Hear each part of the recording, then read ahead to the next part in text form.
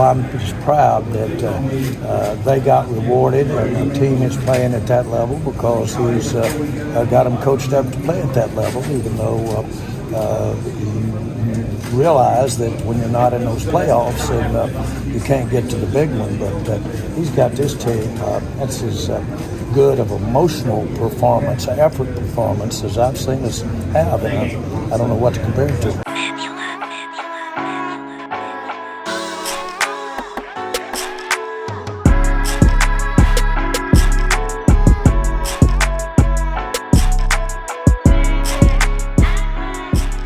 What's good, people? It's your boy, Mr. Rome, Cowboys Fan Talk, right back. Like I never left. What's good with y'all, man? Listen, crazy Monday. Crazy Monday. First and foremost, let me get some love to the Cowboys, man. Phenomenal win. Players dug deep, and I know Cowboys Nation is split right now. It's split down the middle. There's people that are excited about the win because the players are showing fight. And you want your players to have some fight in them. Because next year when you expect them to win, you want them to show some type of integrity, some type of fortitude, no matter what the situation is, to go battle. So that's great. But I understand the other side too, because I was just preaching that. We want draft picks and we want high ones. We want great players. And when you look at Ted McMillan and Mason Graham and Travis Hunter and players like that, or Luther Burden, who might be gone, or Ashton Genty, who might not be available now, you get kind of sick to your stomach, like, because at the end of the day, what is that win really going to do for you? So I understand both sides. I understand the frustration. But listen, when you see players like Maris Luafau starting to transition from great rookie to a person we're going to be able to depend on next year, even though we lost Demarion Overshow and get well soon, it's like, oh, Maris looks like a player. Oh, Brock Hoffman really might be a player. You know, stuff like that. TJ Bass balling. You start looking at the Jordan Lewises of the world, the Oso Odighizuwas of the world, and you start being like, yo, we're a pretty decent team, which is what I talked about in the live stream last night. And I get it. But it made me start thinking, because I'm really happy about that. Like, I'm not as down on the players. Even salute to Cooper Rush, man. And I know there's a Cooper Rush hive that's like, he better than Dak. I don't care about that. It's a conversation for another day, another stream. We can argue that another time. I was thinking about Mike McCarthy and the fact that these players is fighting for Mike. They are. I don't know if they're fighting for Mike's job, but they're fighting for Mike. And it really made me start thinking, I don't know if Mike going to be back. And you're going to say, that doesn't make sense. You just heard the clip from Jerry. Yeah, I know I heard it. I put it in the video. Jerry Jones giving praise to the fortitude of the players, and they're fighting. And they ain't just giving up. And that's great.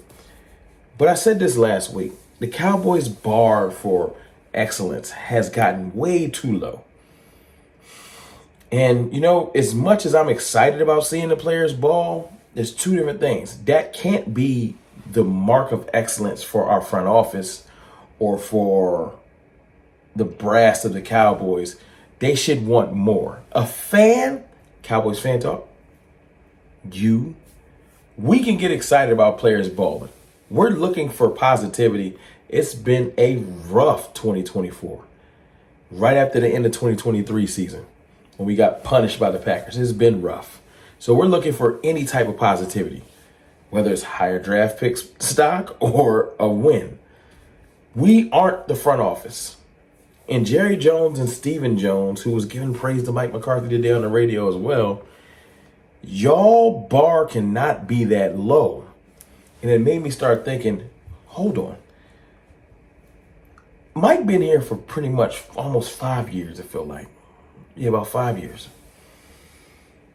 4 years, four or 5 years. In all of that time, wow, I haven't heard this much unadulterated praise to where it's starting to get nauseating. Every time they go on the camera, they are overly praising Mike McCarthy, and there's no detractions. And I know we're on a 4 out of 5 game winning streak, And you're like, well, why would they say something negative? I get it. But we had won 12 games in a row, or 12 games not in a row, 12 games a season for 3 seasons. So we did a lot of winning. And I remember a lot of undercutted, low blow type talk, a lot of, we look good, but we can look better. A lot of just, I don't remember this praise. And it doesn't make sense to me because, Mike McCarthy, there's no rules to you being able to give him a contract now. So give it to him. Give it to him. What do you love the way the team is fighting and all that extra stuff. But every time the question of what's going on with them, they deflect. Well, we just focused on the last 2 games of the year. And you know what really made me think about this? Mike Zimmer, who's a straight shooter. He don't play no games. They asked Mike Zimmer about wanting to coach here in the future. And he is like, yeah, let's just kind of see how these next 2 games play out. And it made me think, what does Mike know? Has Mike heard something, whispers in the wind that he might not be here?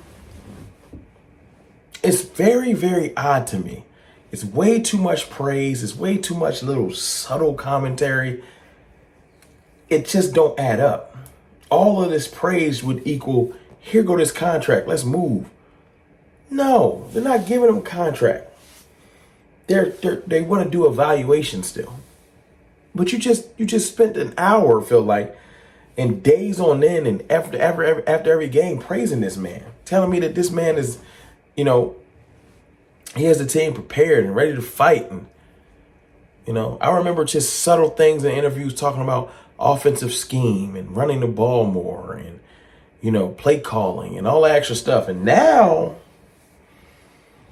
it's almost like Mike can do no wrong. And I don't get it. I feel like Jerry Jones and Stephen Jones are setting us up for the biggest bait and switch ever.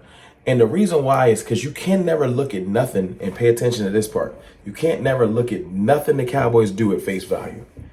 There was a trailer released last week where Jerry Jones, quote, said the Cowboys are the biggest soap opera in sports. On purpose, not just because the media created it, because he created it. He wants to always do the thing that's going to keep us in the news the most. And last year, he was able to lean on contracts over and over again. I don't know if I'm going to pay CD or Dak. And he did that the whole year, and that was his storyline. But because the fans are checked out, you can't do the same thing again. No, the storyline won't be as dope. It won't be great. And I hate that I got to look at my team like a goofy-ass TV show. That's where we at. So what would Jerry do? He would use the last month of the season to bring Mike McCarthy up, praise him, and he's great. And then when we lose that last game,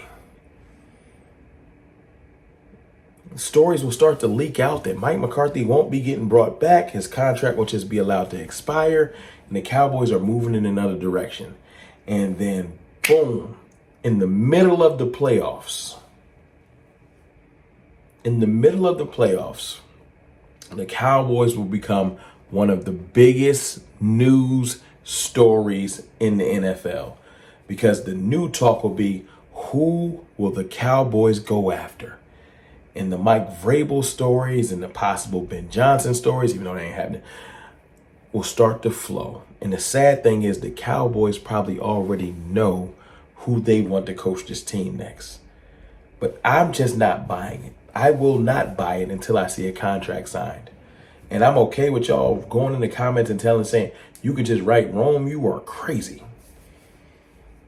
But I do know this, and you cannot tell me I'm wrong. You've been following the Cowboys as long as me. I'm 41. I've been following the Cowboys a long time. You can't take nothing at face value. It don't make sense. Just like last year, Jerry spent all off season almost telling you that Dak Prescott was not worth a contract. He wouldn't sign him, etc., etc., etc. To keep you engaged, just to give him the contract the day the season started. And he did it with Zeke, and he did it with CD. And it's usually the thing that's right in front of you is not what's happening. It was Zeke who, till Zeke got that bag. And it was talking about doing a receiver by committee until CD got that bag. And it was bring Trey Lance in and do all this extra stuff that looked like we might move on from Dak until Dak got that bag. And right now, it's Mike McCarthy can do no wrong. The team is fighting for him. He's one of the best coaches in the NFL until he's unemployed. It's your boy, Mr. Roman. Y'all let me know in the comments what y'all think. I don't think Mike gonna be back. I'll holla.